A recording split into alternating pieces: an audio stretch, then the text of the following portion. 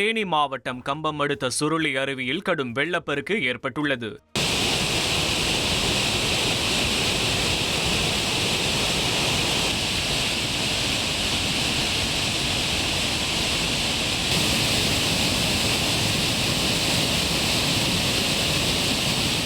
மேற்கு தொடர்ச்சி மலைப்பகுதிகளில் கொட்டி தீர்க்கும் கனமழையால் சுருளி அருவியில் தண்ணீர் ஆர்ப்பரித்து கொட்டுகிறது. இதனால் சுற்றுலா பயணிகள் அருவியில் குளிக்க 9வது நாளாக வனத்துறையினர் தடை விதித்துள்ளனர்.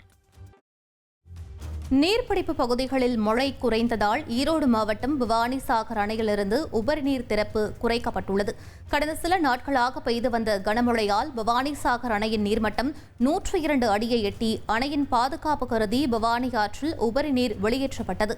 இந்நிலையில் அணைக்கான நீர்வரத்து 4712 கன அடியிலிருந்து 3017 கன அடியாக குறைந்துள்ளது.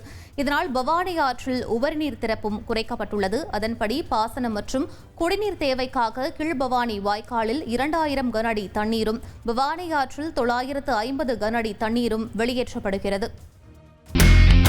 இனி செல்லும் இடமெல்லாம் செய்தி. தந்தி டிவியின் வாட்ஸ்அப் சேனலை ஃபாலோ பண்ணினா செல்ல இருக்கும் இடமெல்லாம் செய்தி.